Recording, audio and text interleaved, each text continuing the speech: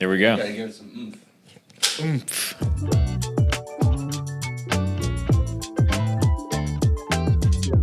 All right. Episode 52 of the Inside Real Estate Podcast. Today we have on Ron Laporta with Housemaster Home Inspections, right? That's right. Awesome, man. Thanks for coming on. Yeah, thank you for having me. So we've had on realtors, lenders, stagers, designers. We've had on everybody. We haven't had on a home inspector yet, so the first one. So we're super excited to have you on. And really, for you and anybody who doesn't know, really what we wanted to do with this podcast is people in and around the industry of real estate, people who have, hands in the process for a lot of people. We work with a lot of realtors, and we want to try and create some value here. Yeah. So that's what we're going to try to do today. But for people who don't know who you are, tell us who you are and give us a little background on yourself. Yeah. So anybody who doesn't know me, I'm Ron Laporta with Housemaster Home Inspections. We've been in the local area. Our territory's been here for almost, next year will be 30 years. And I have owned the territory coming up on 10 years. And the previous inspector who I purchased the business from, John Bertoni, many of your listeners probably knew him if they've been in the game for a while.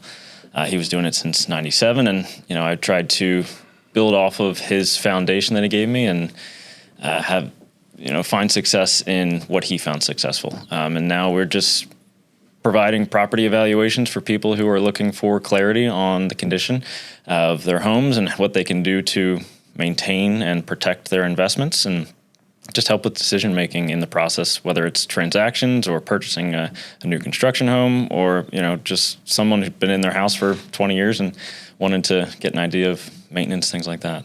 Nice, man. So that's the general gist. That all sounds good. Break it down for us. What do you actually do? Like, what is your job? Like, what are you doing on a daily basis here? Yeah, so a home inspection is a unbiased evaluation of a given property at a snapshot in time. So we're going through looking at all of the different systems in the house, and in my opinion, we look at it in a very holistic standpoint, at least how I go about them. So all of these different systems and how they work as a singular system. Let's start off with, let's break it out into the different scenarios that somebody would want a home inspection, and maybe they don't know that they want the home inspection. What are the different scenarios where somebody would get a home inspection? Yeah, so oftentimes our business is related to real estate transactions. So whether people are preparing to buy a property or they're preparing to sell the property that they are getting ready to list, they'll have us come through just so that they can have a clear idea of the given condition of the house. For a seller, they're trying to prepare the house as best as they can to have the best results for selling it. And for buyers, they're trying to have clarity on what they're about to invest in. A lot of people, this is the biggest investment of their life, and they want to know that what they're getting into is manageable for their given circumstances. So I would say those are the two biggest things. We also get into a lot of new construction inspections. And people are looking for making sure that the house was built well and just buttoning up anything that may have been overlooked during the building process or anything that came up in the first year. And also outside of those two main areas is also pre-offer consultations. We kind of got into what people call walk and talk inspections in the last few years, just because the real estate market kind of pushed us in that direction because people were waiving inspections in order to be competitive in a market where it was necessary to waive inspections. So people had us come through to do walk and talk inspections, just a brief overview of the house prior to putting in an offer. Okay, cool. So we'll get into all, you had a lot of things in there. We're going to get into them. But so you actually lived through the COVID BS. I did. Yeah. So I purchased the business back in 2018, and I was working with John since 2017. And, it was a good first couple of years. And then 2021 came around and everything shifted in a way that we could have never expected. And it held on for a lot longer than everybody expected. And it's definitely trending in the right direction. But yeah, it was an interesting market for sure. Yeah, totally. I mean, it was a time where you had to adapt or, tread water or whatever it would be. But I mean, it was a crazy time for us. It was good, but it was real scary in the beginning. We got that, what do you call it? The waiver or whatever it said that we were marked essential, because essentially what we do, taking photos of the homes and stuff, we were like the only piece that people couldn't do remotely. Right. And unfortunately it didn't work out that way for a lot of home inspectors. Now, did you find a lot of people that you knew in the business got out, or did a lot of them hang on? Yeah. So that's a good point. So there were, a minimum that I can think of off the top of my head, 5 guys who decided it just wasn't worth it anymore. There wasn't enough houses that were going through inspections, and their numbers dropped off to the point that they either needed to get a second job and they just didn't want to deal with the overhead and whatnot. So yes, a lot of guys did end up getting out of the business, which is tough because, they were the veterans and they've been in it for a while, but it just wasn't worth it for them anymore. I think that says a ton about you and the other people who stuck it through, because when you're dealing with something like that, like even though it's tough, you gain a lot of experience. Yeah. And I think that that you were able to make it through. You're saying things are coming, or trending in the right direction, which awesome. Congratulations on that. And I think long term you're going to be better off for it. Yeah. We started. My father and I started this business in 2006, and I got my real estate license as everything tanked, right, in 2007, 2008.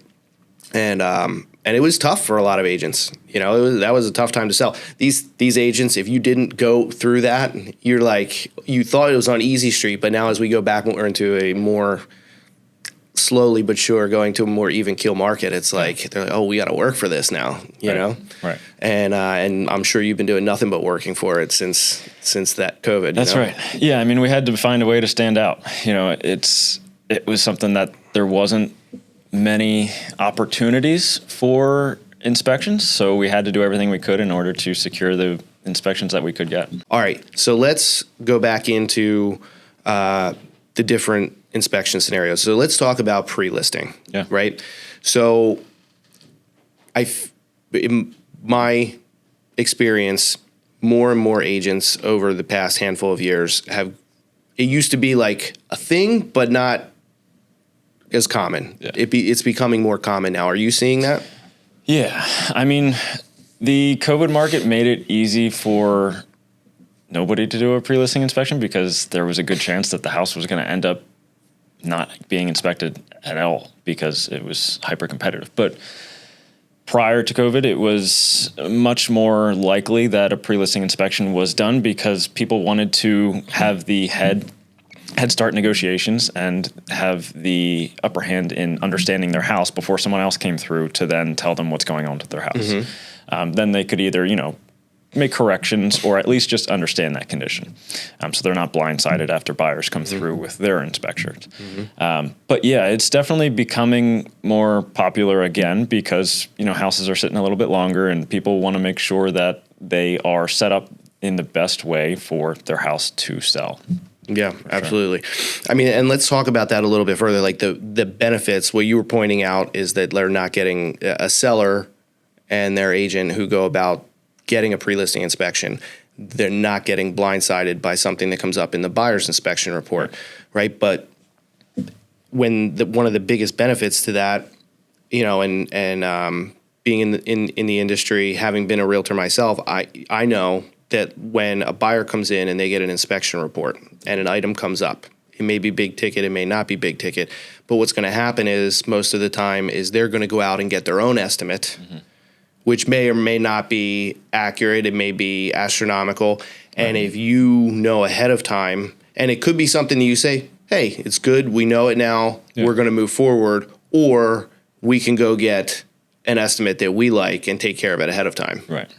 Or say something like, hey, we know how much this is going to cost because we did the research, and we can say, hey, we're going to either lower the price or we're going to give credit or whatever it's going to be. Yeah. So it does give the realtor and their seller more ammo to go into the sale. So do you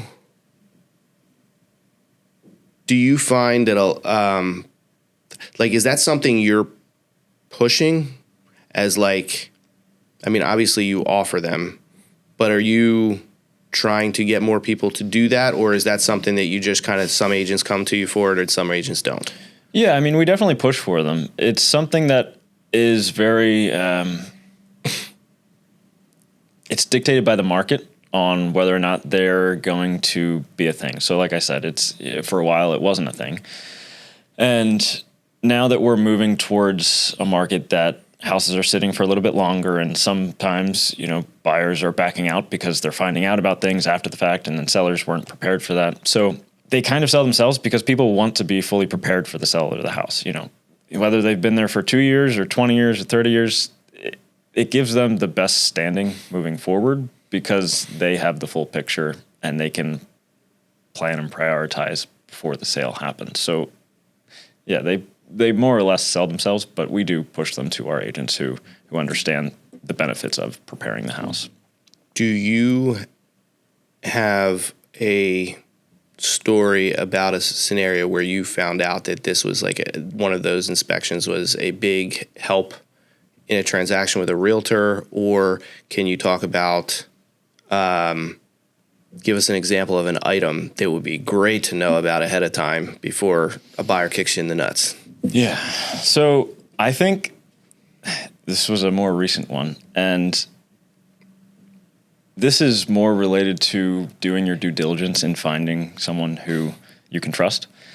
Because I did an inspection for a buyer on a property where the seller actually did do a pre-listing inspection, but they didn't notice that the house at the rear had settled 1.5 inches because there was framing rot in the crawl space. So I guess the first inspector didn't get into the crawl space at all. Maybe they just got into the access. So then they actually had another buyer, the first buyer that came to purchase the property, noticed that there was an issue at the rear. And the buyer then asked for something to make the sale continue, and that buyer ended up backing out. So by doing everything you can in order to understand where the house sits in its full entirety, being as thorough as you possibly can to go in every possible place so that if someone else comes back through, they're not going to find something new. You really need to hone in where you're focusing your time during inspections. But yeah. Should a buyer trust a pre-listing inspection? That's a good question. And that's one that I get often. So, honest opinion. Yeah, I mean, yes and no. Obviously, the home inspector was doing the inspection for their client was the seller.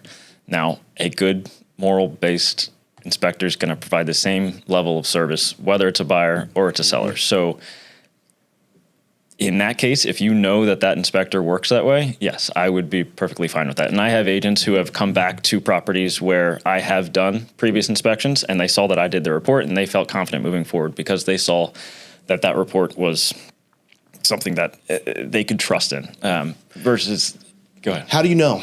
How do you know that because just like in any business, any industry, anything, there's people who do a good job, people who do a bad job. How do you know that person did a good job?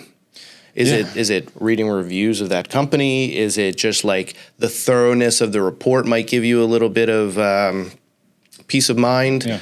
Or should a buyer look at it like this makes me...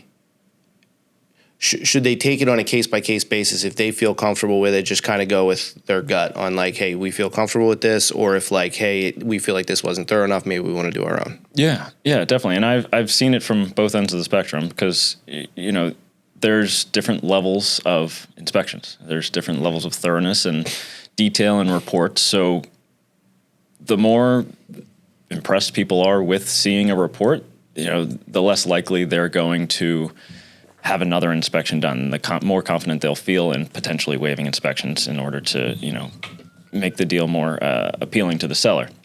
But yeah, I think interviewing your inspector, and understanding who you have coming out to do your inspection for you is big. Asking whether or not they're willing to let you come on the inspection and walk them through the systems in the house and ask questions and whatnot. Going, how long have they been in business, and what kind of, like you said, Google reviews do they have, going through the reviews, and are you seeing red flags and anything like that? And how did you hear about them? Was it a referral source, or was it, just finding them on the internet? But yeah, doing your due diligence ahead of time, finding the right inspector is a big thing. Buyers getting a home inspection is the more traditional use of a home inspection, right? Definitely. Talk about that with buyers getting a home inspection. What should they be expecting from that? Like, what is the true value? And I think this will give you the opportunity to actually maybe explain a little bit about specifically what a home inspection is, the standard home inspection. Yeah. So the standard home inspection, it's something that gives someone a clear depiction of the house, and in a way that they can understand maintenance items, whether something's that they need to plan for in the future, or something they need to take care of sooner than later, whether it's a safety issue or something that's, failing at that moment in time. Or what looks good. I think it's fine for a home inspection to say what looks good in a house. Mm-hmm. It doesn't have to always talk about the bad things in a house. It's easy, and there's a place for that, but also highlighting the good things. So we're looking at everything from a systematic standpoint so that they can understand what they're getting into with their investment and what they should be anticipating in the near future and long term, and things that they should handle now, so that it can prevent issues. Right.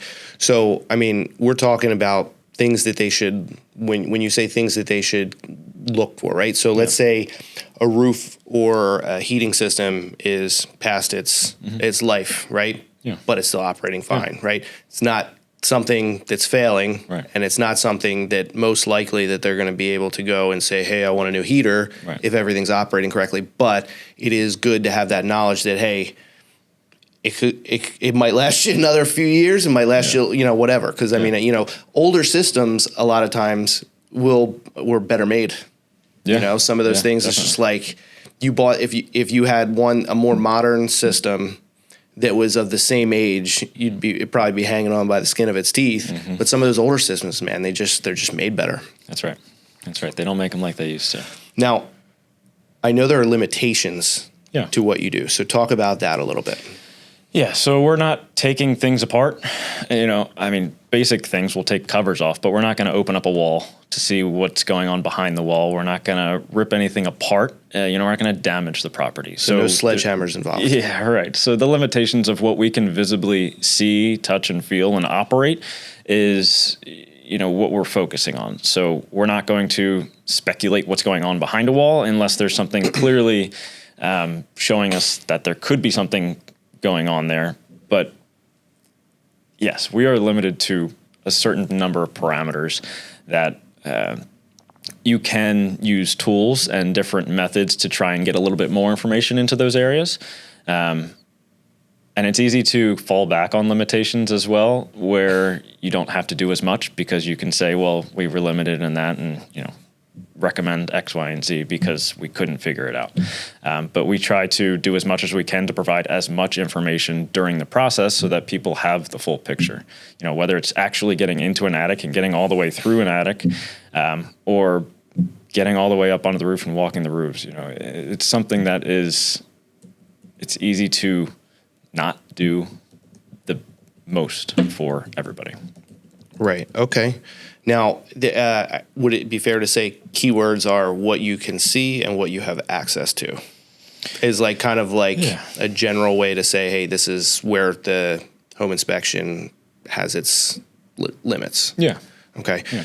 I did hear recently another home inspector talk about things like access to outlets and stuff like that. I know you guys check those. Yep. What happens if it's behind a couch? Is that limited access and you're just it's not done? Or is that at is that at the discretion of the inspector, or how does that type of stuff work? Yeah, so that would be a limitation that we aren't required to do, and I would say it's up to the discretion of the inspector. So if it's a couch, I'm going to probably slide the couch out an inch to get my hand back there to test it. If it's a china cabinet full of, precious antiques, I'm probably not going to move that. But yeah, I mean, if it's a reasonable thing that someone can move and not have an issue with testing whatever it may be or looking wherever it may be, they should be going to those areas, in my opinion. Okay. Fair enough. All right. Let's talk about post-purchase home inspections. Is that something you see? Yeah. I mean, post-purchase inspections are definitely a good way to understand what you purchased when you had to buy a house in a competitive market. So it gives you a baseline of what the current conditions are and what you can plan for and prioritize moving forward. So, small things like maintenance items to prevent bigger issues down the line.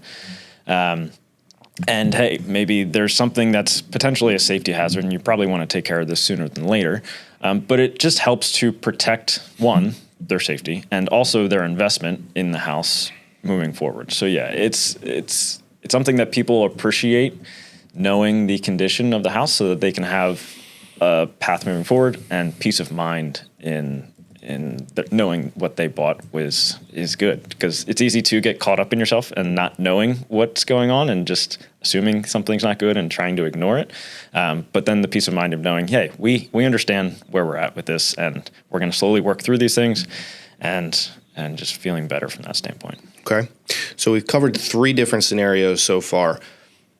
There are the usage of those inspection reports will be different in those 3 scenarios because they're different. But you as the home inspector, if they hire you for a home inspection, are you approaching those 3 scenarios differently, or are you just objectively going in and doing a home inspection? Yeah, so that's a good question. And my reports and my inspections are always the same. You're going to have the same result, whether it be a pre-listing, pre-sale, or post-settlement inspection. The verbiage might be a little bit different in that, if someone had already bought the house, they don't need to ask the seller about given items. It's just something more or less to, focus on that particular item on their own, but they don't need to go back to ask questions from a seller kind of thing. But otherwise, the inspection itself is going to be standard across all 3 different areas. Okay. So the information and all that, it's there in all of them, but your presentation is maybe fine-tuned a little bit to the end user. Yeah, definitely. Okay. All right. Now, let's get into new construction inspections. Same inspection? Those are a little bit different.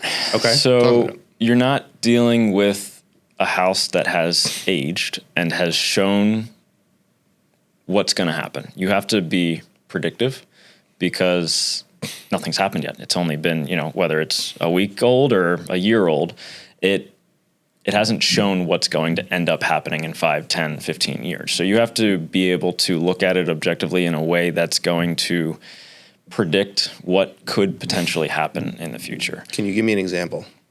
Yeah. So when it comes to exterior siding systems, it's easy to say it looks good.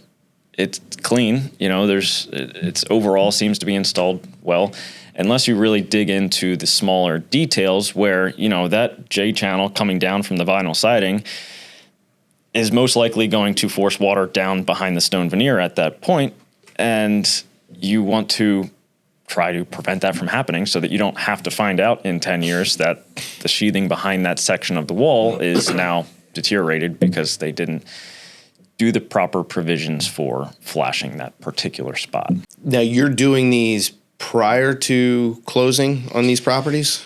Yeah, so there's about 3 times we would be in a house for a new construction inspection. So pre-drywall inspections, before everything's completed, before the drywall goes on, this is rough framing, rough electrical, plumbing, going through essentially the skeleton of the house. And before all the finishes are done, before all the appliances go in. And then we do pre-settlement inspections as well, where everything's done. Everything should be completely buttoned up, and they're getting ready to go to the settlement table, and we come through to just make sure everything is buttoned up as they expect it to be, because it's a brand new house. They expect it to be done right. And then the third would be the 11-month warranty inspection. So typically, I think it's required, but builders have a 1-year warranty. And within that 1 year, the client can ask for given items to be addressed. And we come through, give them a quick punch list for what's going on at that given time so that they can go back to the builder and have those items addressed at no cost to the homeowner. Because if it's new, it should have been done right the first time, and they shouldn't have to deal with something within that first year. So those are the 3 scenarios. So you're coming out at 11 months over the course of the 1-year warranty, right? Is that enough time? Like, as long as let's say they do need to talk to the builder about something, as long as it's done before that 12-month, they're good, even if the work potentially maybe happens after that 12 months. Exactly. Yeah. Okay. So they essentially just have to have it documented, and usually the warranty departments have like tickets, and they put it into a software system. So as long as you have that ticket in before the end of the 12-month, then they can handle it after the fact, but you have to have it put into their system so that they can't say, oh, you're past your timeline kind of thing. Because you're going back at these different points in time. So when you're going back for the skeleton of the house, you're kind of basically looking to make sure as the home's being built that workmanship's being done properly, those type of things, right? Yeah, and also because there's so many different trades in a house in a short period of time, a lot of those trades need to intertwine with each other. So you need to make sure that they are working together in a way that is beneficial to the whole house. Are new construction homes good? Like, how are quality homes being built? Yeah, I do think there is. And I think it's something that you can hark on the small things that weren't paid attention to detail when it was being built, or it was, something missed and whatnot. But the biggest thing is doing your own quality control so that the builder can address those things so that you can feel confident and comfortable in your house knowing that it was done well. And I think the main portions of these houses are built well. It's just small details that can amount to bigger things if they aren't taken care of in a timely manner. Okay. Yeah, I do. I did a new construction shoot, and we're in there, and I'm telling you, the way they had the light switches, it's not necessarily like a defect and it's not working, but it's like I had to go into the other room to turn on this room to this, and that, like, none of it made sense. I'm like, who wired this place up? Right. Like, and it was ridiculous. And also, here's a scenario for you. So my buddy bought a townhouse, new construction. This is years back, and they had a 1-year warranty on the stuff. Almost 1 year to the day, the roofs on his and several of his neighbors' houses started having issues, but the warranty was over. If you're going during the skeleton process, or is there any way for you as the home inspector to see if a roof is done badly? Definitely. Yeah. So I take pride in walking 95% of the roofs that I inspect. We see that.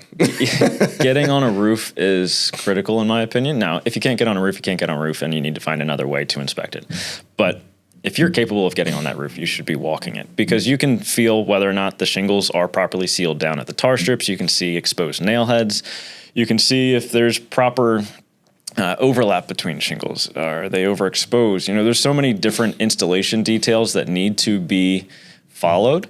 Now, obviously, we can't see all of the fasteners and whether or not they overdrove them through the shingles, or if they didn't use enough, or what not like that. But when we're up there, we'll be able to see the workmanship of that given roof at that point in time. So yes, I think there's a lot that can be said about that. Now, what about the stuff under the shingles, like the membrane? Is there a point in the earlier stages of inspecting a new construction home that you'll be able to see if that stuff is done properly, or is that just something you're not going to be able to tell?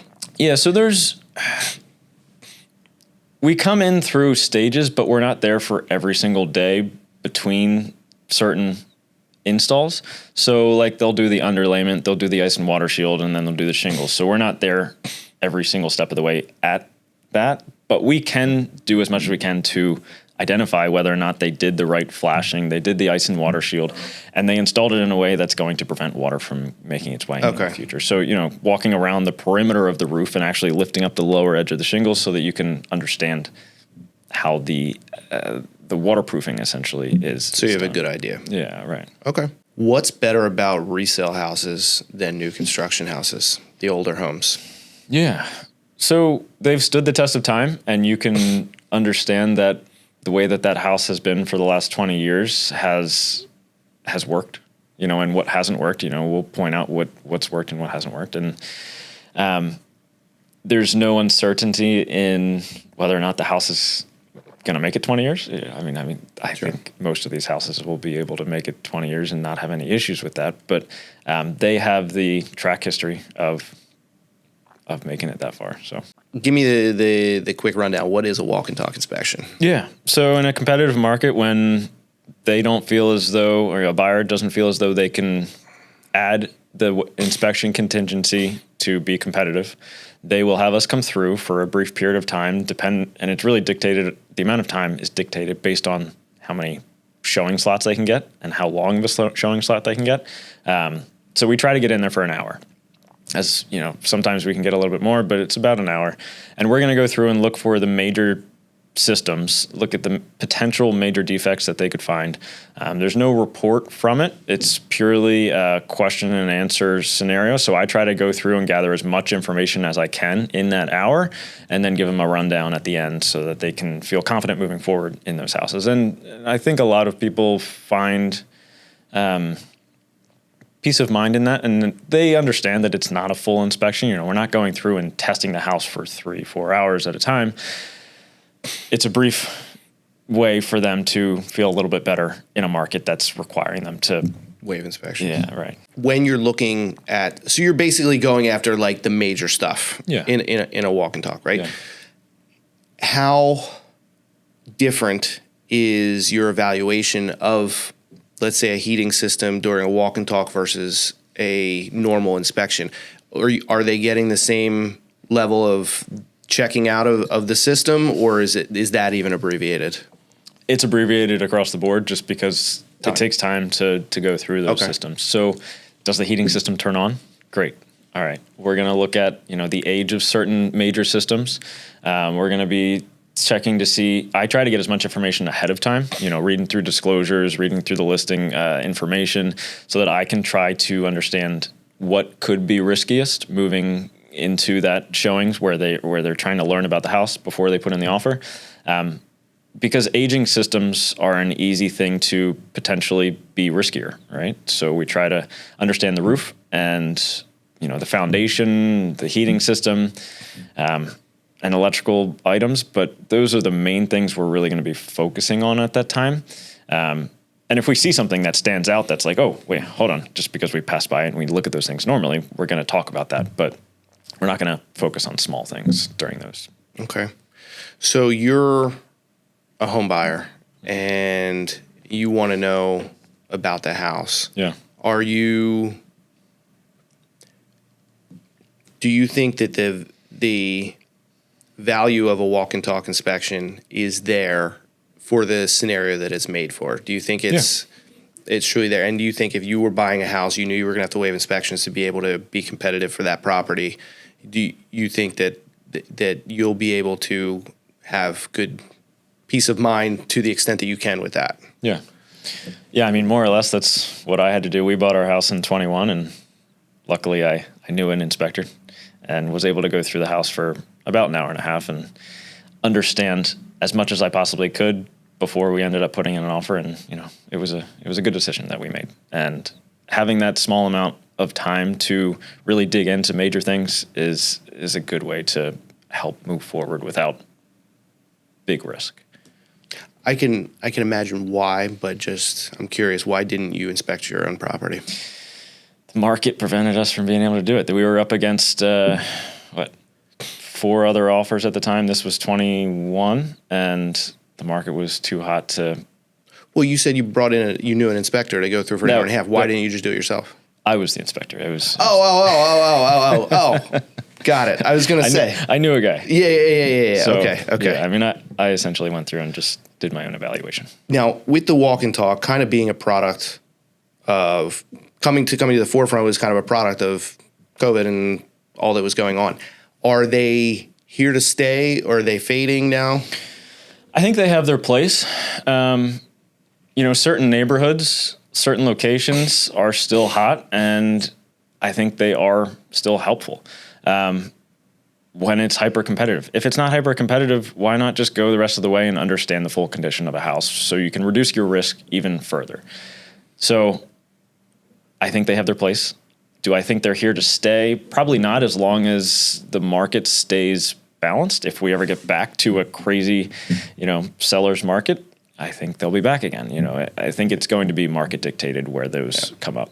I mean, is it long-term maybe like a positive thing that they even exist, because it's kind of like adding to your services. It's giving you something to offer when the other things aren't possible to offer. Yeah. Is it like nice that they're here?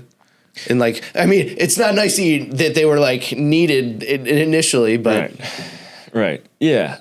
I think it's a good added service in a market that requires it. Okay. I'm an investor. I know the house is a piece of crap. Mm-hmm. But let's say I'm new to the game. I don't know what to look for. Do people do full home inspections on a dump like that? Or is a walk and talk something more that they would go for in that scenario, just to kind of get a general idea of like, hey, this is an issue, that's an issue, the major stuff? Yeah. And I think, again, it kind of dictates the market, but investors want to know major things. So they're not really worried about, because they're small ripping things, everything out. because they're going to end up doing those things anyways. So yes, I think walk and talk based inspections are good for investors as well when they're going through to potentially purchase a property that it's kind of hard to look past all the stuff that's everywhere, whether it's Do you as a business market that to those type of people? Because I don't know, I'm just thinking like business minded here. I'm like, maybe that's like a niche that maybe isn't saturated yet. Right. And honestly, in the shower this morning, I was thinking about that particular scenario where these inspections can be more beneficial to investors in the future, because they just want to know bare bones. They don't need to know small things here and so there. You could make it here to stay. Yeah. Good. Okay. All right. Let's talk about the inspection report itself. I'm going to give you a scenario that I had when I had my license. So I had these people. They were a pain in my butt. Eventually, we found a house that they wanted to put an offer in on, and we got the home inspection report. As an agent, when you get the home inspection back, and you're kind of a little anxious because you're hoping that thing doesn't come back a total, bleep show, And I got it back, and I was like, oh, this thing's solid as hell. Mm-hmm. So I said, listen, here, look this over. I said, the norm is you go for the major stuff. If we have to look at anything, there's a few things in there. Look it over. We'll talk about it tomorrow, and we'll decide how we want to move forward. Yeah. I had done that. That was my process. Done it several times with success, no issues. They came back and they're like, all right, so what really stood out to you guys? Everything. Mm-hmm. And I'm like, what do you mean everything? Like down to like the just dumbest stuff that I'm like, you're going to kill this deal. Mm-hmm. And they said everything.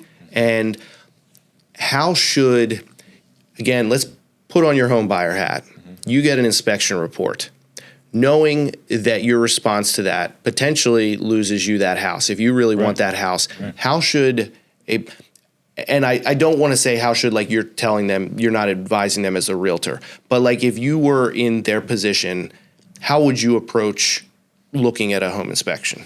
Yeah, I mean, you have to set expectations. You have to look at a house in a way that no home is perfect, right? There's always going to be some things, and what are you willing to take on to purchase this house? And how long have you been in the market to purchase a house? Have you been trying to buy a house for 2.5 years and you're going to get beat up over some drywall nail pops? Like it's, focus on what really matters and what's going to be an issue in the near future, and you can tackle those other things down the line. if you could pick 3 things to focus on, if you focused on nothing else, what would you focus on? If you're getting ready to buy a house and you really want it to make a good decision. Structure, obviously you don't want this thing to be falling down, because if it falls down, then what else is there?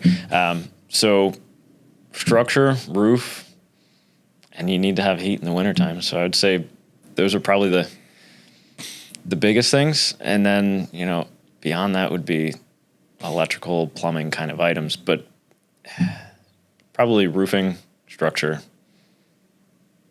and HVAC.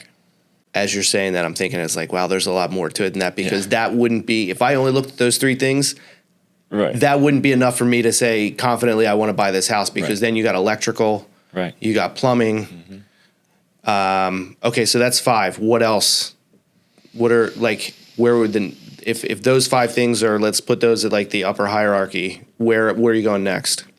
I mean, your water heater can be a big ticket item if that ends up going. I mean, it's all relative, so big ticket to one person might not be big ticket to another person. Beyond that, windows, doors, exterior siding systems, because the biggest thing is trying to prevent water from getting in. You want that umbrella to be properly shedding the water away from the house. Windows can be super pricey. Yeah, and just older windows, if they're functioning, they're doing their job.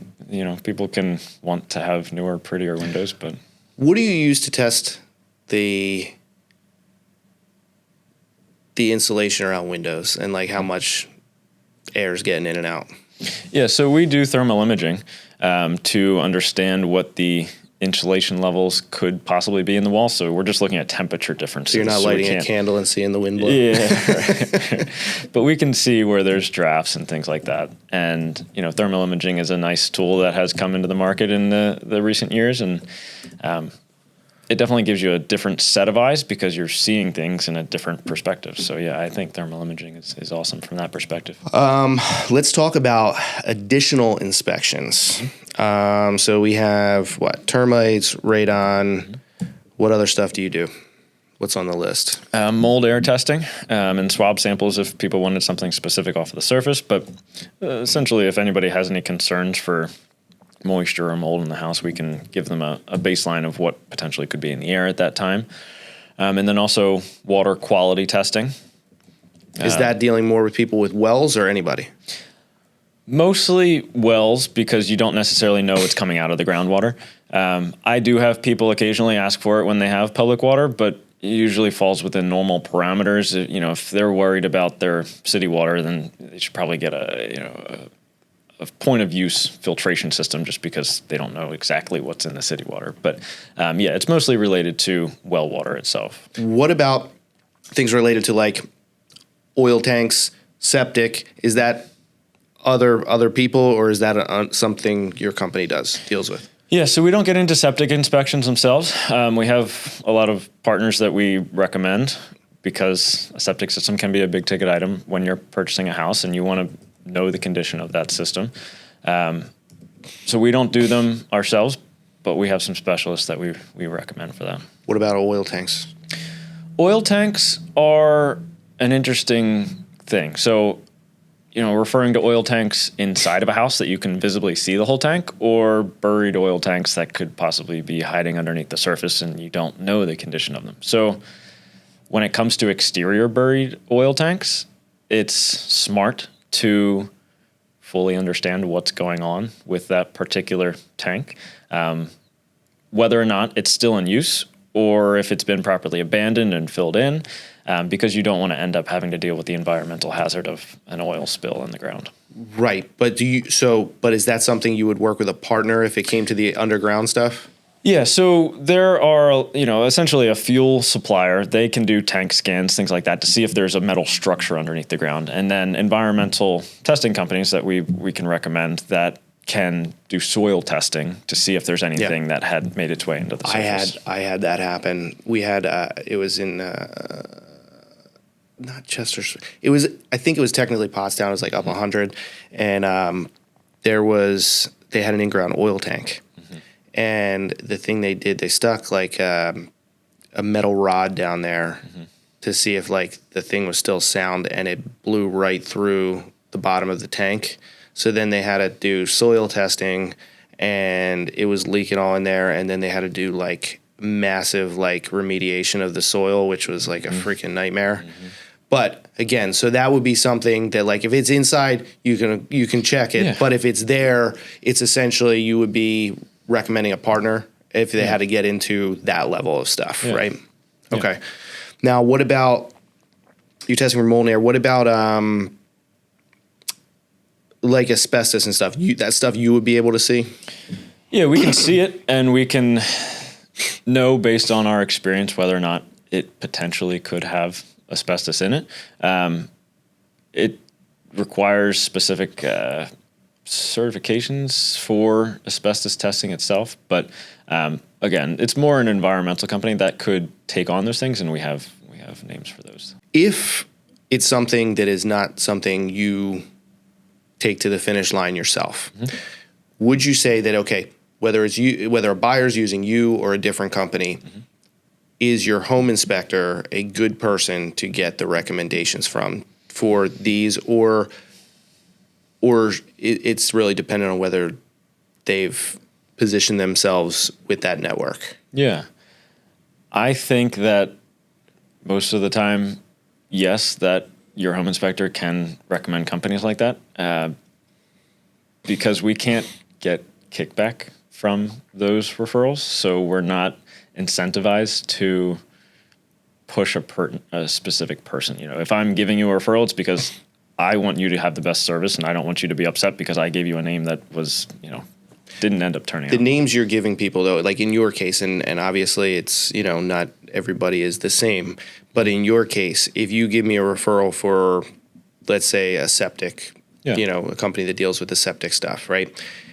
Did you just kind of, hey, this is a company that does this is going to be in my Rolodex, or are these people and do have a good opinion of? Yeah. Yeah, so I try to stay away from recommending services that I don't have someone that I trust and I haven't worked with and talked to and heard from other people that they've had good experiences from. So I want to feel confident in who I'm referring before I'll even put their name in my mouth. Okay. Now, when it comes to termites, right? In when I did inspections when I was working with buyers, right? We used to do in a lot of cases, it was the main home inspection, termites and radon, right? Should somebody always do a termite test, or in your experience when you're in a property, like is it usually visible to you whether or not a termite test is probably necessary? Like if there's termite issues, will you always somewhere see evidence of it, or sometimes it's really hidden? So termites are tricky. They don't want to be seen in every possible way. They're trying to, they're hiding in shelter tubes, which luckily we can see shelter tubes in a lot of areas, but they oftentimes will hide behind insulation or behind storage or things that you need to take a further detailed look. And sometimes they don't actually even come to the surface. They just go through the wood itself. And you might not know unless you're probing that wood to then go through and actually find them. So would you say it's usually a good idea? I think so. Because it's really not expensive. Right. Right. It's almost like for what it costs to do that, it's like just do it. Right. Yeah. Right. And it's just a more in-depth look for that specific thing. And, if we're signing off on it, then we feel confident that there wasn't any evidence of that in the house. And then what about radon? I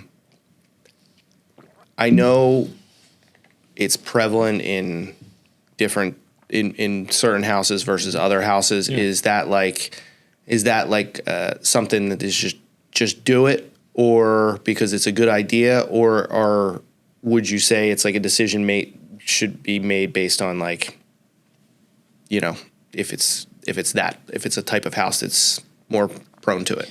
Yeah. So it's a naturally occurring gas that comes from the ground. So the more surface area you have in contact with the ground, the higher likelihood you could get that into the house. So obviously you have to have a pocket of that gas in the first place. If the house doesn't have a pocket of that gas, then it's not going to make its way in because there's none there. And then if you have a basement versus a slab, then the risk is higher because you have more surface area in contact with the ground. So there's different perspectives on understanding potential risk for it if you're trying to go through and potentially waive that contingency, because it's a more controlled risk, knowing that if radon levels are high, you install a system, and systems are pretty standard in how much they cost to install. I think the national average a few years ago was $1,200. It's probably gone up since the COVID market kind of wrinkled everything. But it's good to know because you can have the peace of mind knowing that it's okay. And if it's high, then you can save yourself some headaches and down the line from long-term exposure. Is it a major deal breaker in a lot of cases, or is it something that's easily remediated? I don't think it's a deal breaker. Some people might think that just because they're risk adverse, but it's the way that they install radon mitigation systems nowadays are very successful. Most of the time, they're able to get the levels down to safe points on the first try. And if they don't get it on the first try, most companies warranty that work until they get it down to a safe level. And then once it's down to a safe level, then there's not much to really think about beyond that. So I think it's able to be taken on like that. Okay. So give me an idea. So if I'm purchasing a home, it's anywhere between 0 and 3,000 square feet. What am I paying for a home inspection? Termites and radon. What's the whole shebang cost me? On average, I'd say you're probably looking in the $750 to $850 range if you're on the upper end of that 3,000 square feet. And if you're in Chester County, a 3,000 square foot home could be near $1 million. Right. So $1,000. I always round this the way my brain works. Round up. So even if it was $1,000, yeah, it's kind of a no-brainer. Yeah. Yep. Yeah. Okay, great. What makes you stand out from other home inspectors? Let's take it from your company first, and then I want to talk about you as an individual inspector.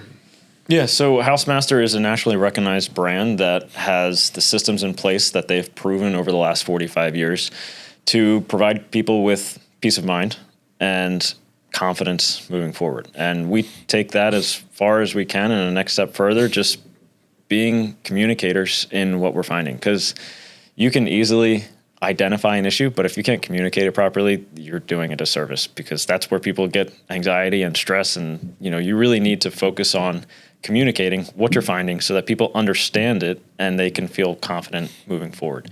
Why did you choose to be a Homemaster owner? Yeah, or Housemaster owner? Sorry. Yeah. So I was presented the opportunity of John Bertoni, who was the previous owner. He was looking to phase himself out of the business, and he had been in it for 20 years. So I had shadowed him for a few inspections, and I was like, this is awesome. I've always been intrigued in understanding how things work and improving things and building things. So I worked with him for about a year, shadowing his inspections, and then he shadowed my inspections. And then he ended up actually working for me for a year after I purchased the business, and then he went off to retire. So I just really enjoy helping people in a way that they're able to feel more confident in their decisions. And you think Housemasters as the brand and everything, you think what they're all about is aligned with your how you want to work? Definitely. Okay. Definitely. Now let's talk about you as a home inspector. What makes you stand out? Now, we're not trashing anybody else, but you know what some people who maybe do not as good a job do. What separates you from other people?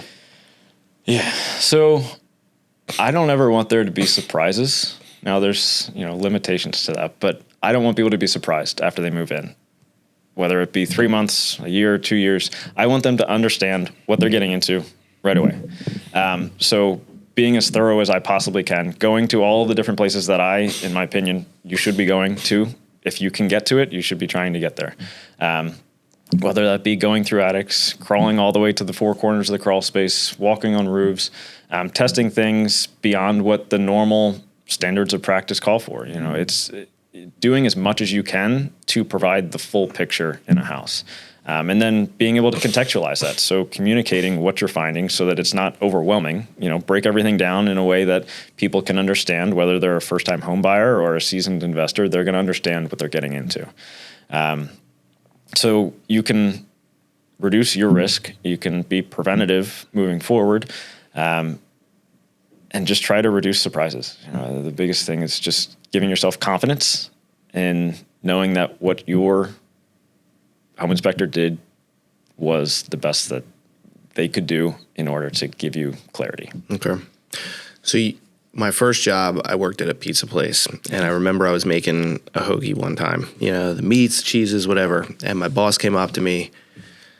I was like 15, slapped the hoagie on the ground, and he said, "It's trash." And he's like, "This is how you make the sandwich." And he's like, boom, boom, boom. He's like, "Make it how you want to eat it." So would you say that's similar to your philosophy? You're going to do a home inspection the way you would want it if you were buying the house. Exactly. For everybody. So I take pride in the detail I put in my reports. Now, it's not overwhelming. It's just, it helps people to really understand what's going on. What the problem is, what the risk level is with that particular problem, and what the next steps are so that they can move forward in a way that they have confidence, whether it's, a big issue, a small issue, a maintenance item, just something so that they can prepare and plan moving forward. Going out and finding a good home inspector.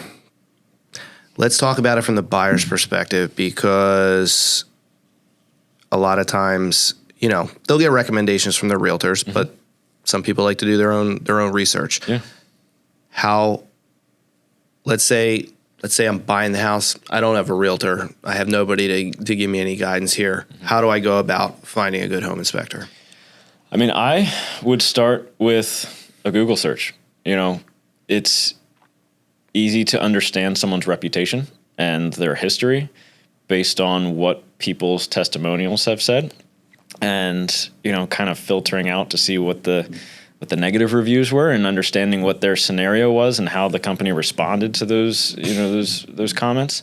And did they have any negative situations that they had to deal with? And was that a recurring theme? And then once you find a few companies that you feel comfortable with based on that online search, interviewing them, seeing what they're willing to do as a home inspector, and different questions, whether they're going to walk on a roof or if they're just going to use binoculars from the ground, and whether or not they're willing to let you come on the inspection to ask questions and help you feel confident in what they're doing as well. So I would say search them on Google, do your due diligence there, and then interview them. Just, basic. It's not a full, you don't have to see them in person, but ask questions. Related to the walking on the roof, I love that you're all about that. That sounds great. But what about the guys who, let's say it's an older guy, great home inspector, not putting his life on a roof? Should that be disqualifying? No, I don't think it's disqualifying. I think it's just a way for other people to stand out. What about usage of drones? Is that still not as good as being on a roof? Do you think it's an alternative to being up there if they can get close enough and good imaging? Yeah.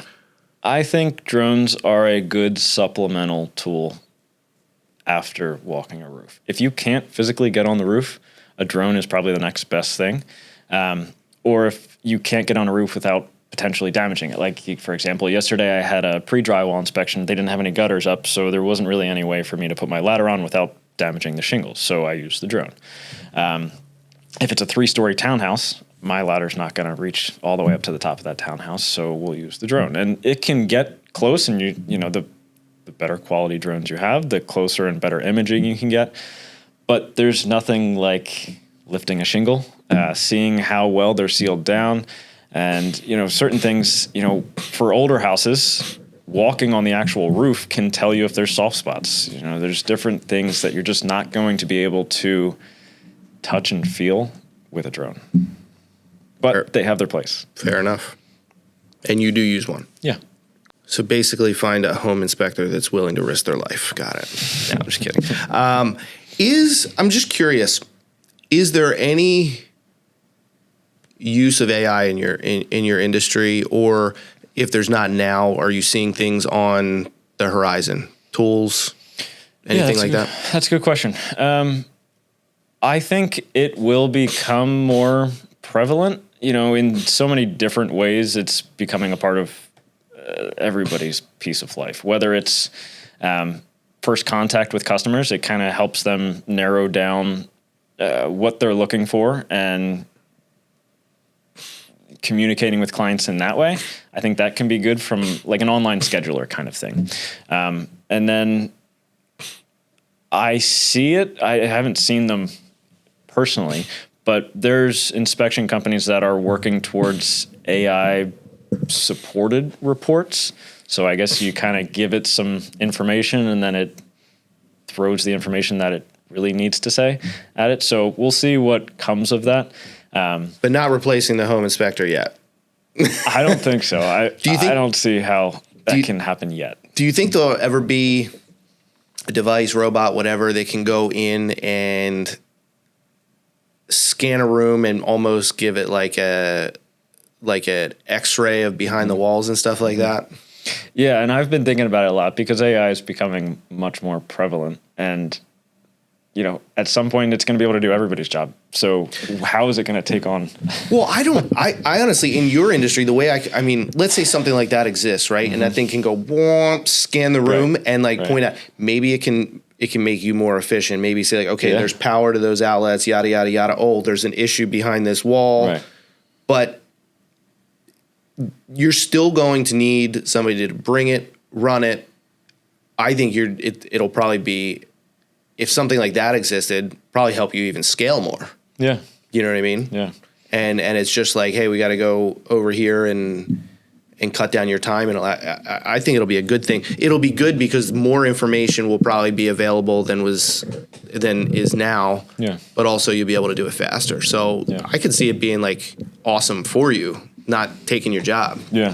Except you wouldn't need as much experience because the AI is the experience. We'll see. Yeah. I mean, I could see that potentially, but you're still going to need to know what you're looking at. This thing's going to throw, and putting it in the right context for somebody, because you're putting the human touch on this, where we were talking about the different scenarios of a usage of a home inspection, where it's like the home inspection is the same, but your presentation is end user based a little bit. Right. How I'm explaining certain things to you because you're going to use it differently. So, I mean, could AI do it? Yeah, but I think you still need the human touch. Yeah. So, I don't know, man. I think it could be a good thing, but it'll be interesting. You'll have to, if anything cool comes out, we'll have to do this again and talk about it. Okay, and let's talk about agents real quick, because they're in a lot of cases a big partnership thing with home inspectors, right? So if I'm looking for to build a partnership, I may not have just one, because sometimes you need to have a few. But if I'm looking to build my network and find a great home inspector from the relationship you have with realtors, what should realtors be looking for? Someone who's able to clearly communicate. I think communication is the biggest thing. Anybody can identify the issues and learn how to just identify issues, but you have to be able to communicate. If you can't communicate, you're just going to add stress and anxiety to something that's already potentially stressful for people buying a house. So someone who's calm and able to talk through items without making everything seem like it's a big deal. So that, I think communication is a huge thing when it comes to trusting who you're using on inspections. Okay. And I forgot to go over one thing we were talking about, finding a good home inspector. You mentioned interviewing those people and asking about being present at the home inspection. Mm-hmm. Most agents I know do show up at home inspections, but also the buyers are almost always there, at least in my experience. Yeah. So do some home inspectors say, no, you can't be there? I think our market has pushed inspectors to do the right thing and encourage people to be there.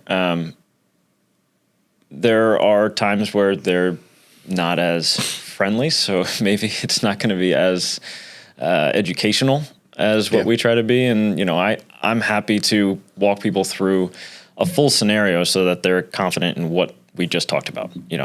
I asked if they have any questions multiple times throughout the inspection so that they can feel comfortable in asking questions and knowing that they're comfortable with what we just talked about. Cool. Walk me through what that's like. Okay, so what's usually a typical thing you start with when you go inside the home? So we always get up into the attic first and work our way from the top down because water falls that way. So we go through the bathrooms and whatnot from there. So you start up and work down kind of thing? Yeah, right. Are you like buyers there? Is there an initial conversation like, hey, is there anything in particular that you're concerned about so that you know to pay specific attention to that? Yeah, and that's where I always start is, like you said, do you have any specific concerns or anything you wanted me to be aware of, and open them up because they've been invested in trying to understand purchasing this house, and they probably have X, Y, and Z concerns that they want to talk about. And maybe they don't know much about houses, so they're just relying on me to give them as much as they can, which is totally fine. But if people have concerns and whatnot, I try to focus on those so that they can relieve those concerns. If they don't have anything in particular, they just want the peace of mind of getting a quality home inspection. As you're going through, you're saying you're starting up in the attic and all that type of thing. Are you just kind of like, okay, hey, this is what I'm doing now. I'm going to be up there for a few minutes. When I come down, we can talk about, are you like doing it piece by piece and then having like a mini conversation with them as you're doing it? Or is it, they're just there, they can ask questions if they want, and at the end you kind of talk? How's that work? Yeah, so I totally leave that up to them. Some cases, people haven't been in the house yet, and this is their first time really actually seeing the house in person. So if they want to go through and get a real feel for the house and take measurements and do that, then they're free to go and do whatever they want to do at that point in time. If they want to follow me around and shadow me and ask questions as we're going along, I'm happy to do that as well. So it's usually first-time home buyers who want to be there with you so that they can fully learn the different systems in the house and the small things and the big things, and just understanding the full picture because they want to learn. They're very interested in learning about the house. I bet they are. We try to be as educational as possible. Awesome. All right. What do you have, like the craziest thing you've ever seen or a fun story? I don't know. What do you got? Yeah, this one always comes to mind. And we were in an inspection near French Creek, back in the woods. House is on a private well.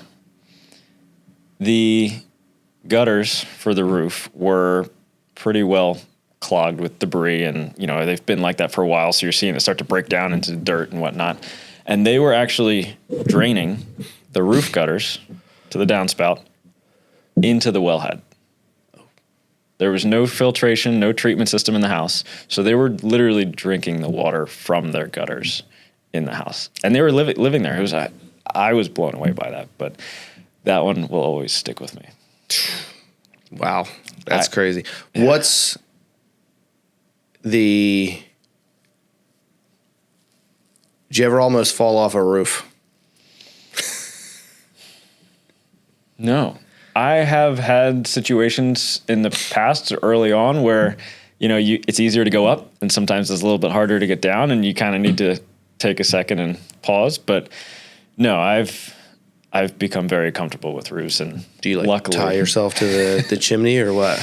No, we don't tie off. It's you got to be comfortable moving around up there. We ask every one of our guests to send us off with a positive message to the world. Yeah. I would say focus on where you want to go and don't be afraid of, don't be based in fear, and don't let fear paralyze you. So focus on your goals. And even if you have to make slow incremental movements to motivate you towards that goal, just work towards it, because, an object in motion tends to stay in motion. So just keep working towards your goals. Dude, I love that. Thank you very much. Yeah. This was awesome. Been wanting to have a home inspector on for a while. I just haven't gotten around to it. And no, this is good, man. I appreciate you having me. Yeah, of course.